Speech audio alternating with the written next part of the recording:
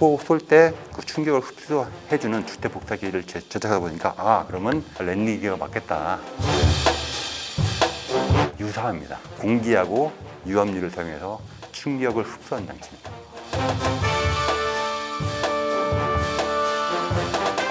랜딩 기어는 헬기가 지상에 착륙할 때 제일 여러 가지 목적이 있습니다. 제일 첫 목적은 헬기가 지상에 착륙할 때 안전하게 헬기에 가지고 있는 운동 에너지를 최대한 많이 흡수할 수 있도록 설계가 되고, 다음으로 또 랜딩 기어에 휠, 타이어, 브레이크가 붙어갖고 지상 운영이 가능하도록 설계되고, 또한 그 지상 제동이 가능하도록 설계가 되고 있습니다. 이제 크게 보자면 먼저 전투기 랜딩 기어는 이륙 후에 그 랜딩 기어를 동체로 인입합니다. 왜냐하면 전투기는 속도가 빠르기 때문에 그 랜딩기가 밖에 나와서 기동하게 되면 기체가 원래 가지고 있는 항력의 2배 이상 발생하거든요. 그 항력을 최소화하기 위해서 랜딩 기어를 동체로 인입하는 기능을 가지고 있고, 그런데 헬기 랜딩 기어는 거의 대부분 가지고 있지 않습니다. 물론 헬기도 랜딩 기어를 인입하는 기능이 있으면 좋겠는데, 인입하는 기능을 지원을 하다 보면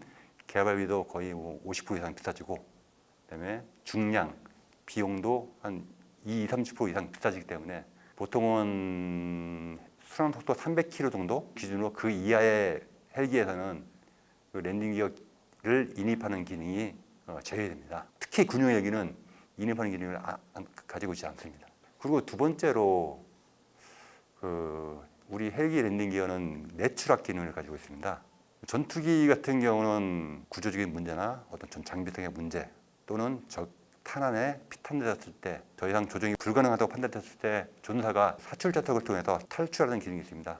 헬기에서는 바로 위에서 로터가 돌기 때문에 그런 기능이 거의 가지고 있지 않습니다. 근데 일부 러시아의 카모프제 헬기 같은 경우는 먼저 사출좌석을 당기면 로터에 폭약이 장착돼서 폭약만 터져갖고 로터를 부러뜨린 다음에 조종사가 사출하는 기능이 있는데, 그런데 아주 극히 일부의 경우고, 헬기는 사출 기능이 없기 때문에 추락 시에도 가능한 한 조종사를 살리려고 노력합니다. 그래서 랜딩 기어에 내추락 기능이 있어가지고 추락해도 최대한 에너지를 많이 흡수하고, 그 흡수한 이후에 랜딩 기어가 부러져 날아가거나 아니면 접게 돼서 혹시나 랜딩 기어가 기체 내로 투입돼서 조종사나 승무원에 부상을 입히지 않을 수 있도록 최대한 배려를 하고 있습니다. 또한 내추락 기능은 저희 랜딩 기어뿐만 아니고 동체도 랜딩 기어가 부러진 다음에 계속 추락 에너지를 흡수해야 됩니다. 그 동체도 그런 내추락 설계를 가지고 있고, KH나 LAH에 납품을 하고 있는 조종석도 그 조종서의 안전을 보장하기 위해서 내추락 기능을 가지고 있습니다.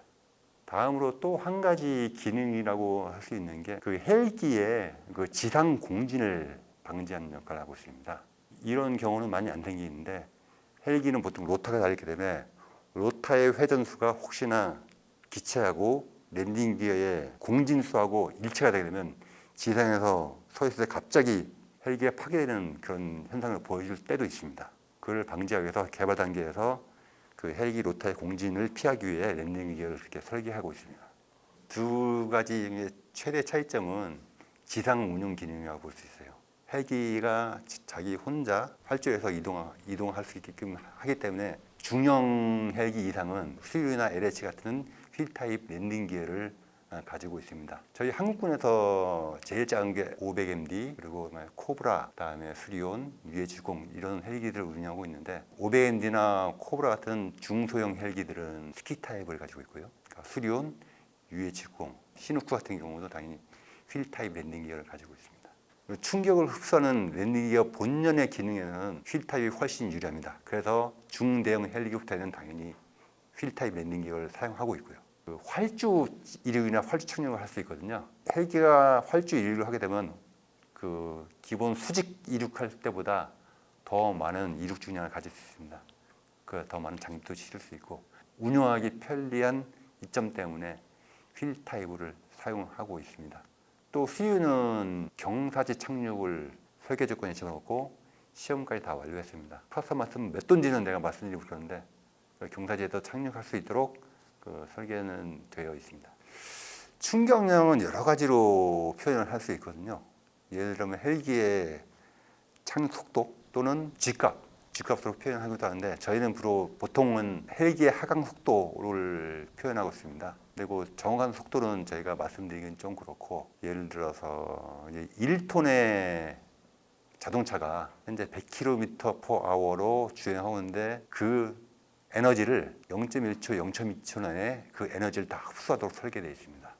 보통은 저희가 개발을 할 때 일반적인 헬기 랜딩 기어가 저희는 트라이 사이클 타입이라고 하는데 뒤에 큰 랜딩 기어 두 개가 있습니다.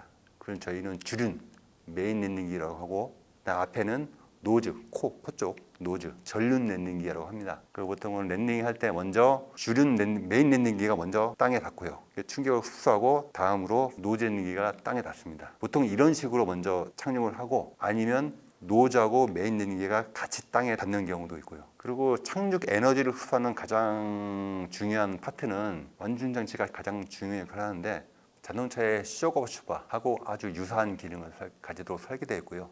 유압력과 가스가 서로의 보완 작용을 통해서 에너지를 흡수합니다. 주륜에는 당연히 휠 타입이고 브레이크가 있습니다.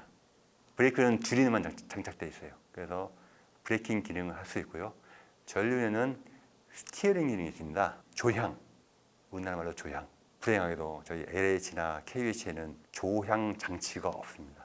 그냥 캐스터링 기능만 합니다. 우리 마트에 카트 보면 방향 가는 대로 바퀴가 따라오잖습니까? 그런 기능만 하고 있습니다. 근데 좀 대형 헬기, 10톤, 20톤 되는 헬기들은 조향을 할 수 있는 기능이 있습니다. 그리고 운용 유지상에 그 헬기가 한번 계속 작전을 나갈 때마다 정비사들이 체크를 합니다. 어떤 저희가 지침을 주면 그 지침대로 측정하고 문제가 있다 그러면 다시 한번 고압 지수를 한번 채운다든가 그런 작업을 하게 됩니다. 유압류가 통과하는 아주 조그만 군용이 있어요. 그 군용을 통해서 유압류가 통과하면서 에너지를 흡수하게 됩니다. 예를 들어 주사기가 가득 채우고 딱 누르면 하중이 많이 느끼지 않습니까? 그런 원리로 충전력을 감퇴시키는 역할을 합니다. 그 수리온 헬기의 운용 조건이 있습니다. 마이너스 몇십 도. 거기에 문제가 없게끔 당연히 설계했죠. 유압류도 그 조건보다 훨씬 낮은 조건에서도 문제없이 작동하는 유압류를 설계했고, 저온 조건에서도 최소한의 에너지 흡수를 할 수 있게끔 설계했고요. 예를 들면은 어떤 특별한 항공기는 고고도에서도 랜딩 기어의 특성을 유지할 수 있게끔 하는 그런 그 시스템도 있거든요. 그런 경우는 극저온에서 랜딩 기어의 그 성능을 유지하려면 온도가 좀 높아졌습니까? 그 랜딩 기어의 코일 감하고 하는 경우도 있습니다. 근데 저희 수리온 랜딩 기어나 그 소형 무人헬기 랜딩 기어는 정비 매뉴얼에 온도 조건에 따른 그 공기 압력 변화 그런 건 다 명시해갖고 운영에 차질이 없게끔 관리를 하고 있습니다. 요 근래 새로 개발 중인 UAM 랜딩 기어라든지 다른 미래의 랜딩 기어들은 여러 가지 센서들, 압력 센서, 하중 센서, 그리고 온도 센서 이런 것들 랜딩 기어에 다 붙여있고, 그런 정보들이 조종사나 아니면 제어기들이 알 수 있게끔 그 정보를 전달하는 역할을 새로 개발하고 있습니다.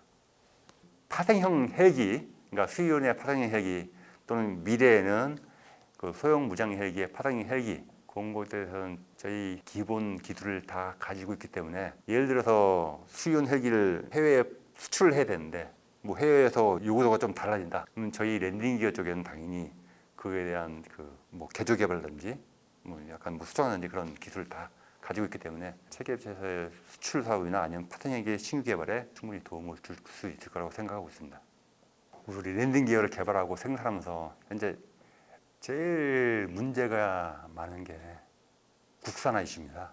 랜딩 기어를 저희가 설계를 하다 보면 여러 가지 부품들이 들어가잖아요.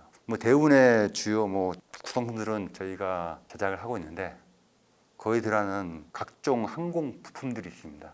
근데 거기는 전부 다 인증된 부품을 사용해야 되거든요. 그 안에 들어가는 조그만 부품들을 거의 대부분 다 해외에서 구매하고 있습니다. CD나 볼트너트, 와셔, 여러 조그만 핀류들, 센서류들 전부 항공 인증된 제품 또는 이미 다른 항공기에 사용됐던 제품들, 그걸 사용해야 때문에 전부 해외에서 구매하고 있고요. 그리고 또 저희가 부품의 소재도 거의 대부분 해외에서 구매하고 있습니다. 지난 2020년부터 그때 코로나 때문에 해외 공급망 이슈가 좀 있었습니다.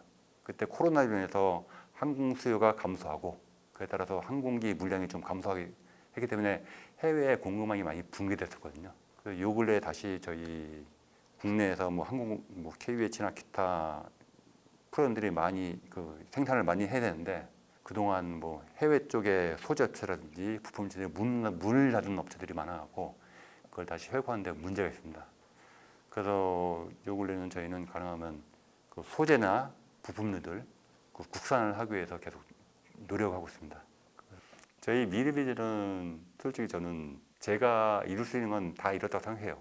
그래서 제가 가지고 있는 경험을 저희 후배 사원들한테 가능하면 최대한 많이 나눠주고 싶습니다.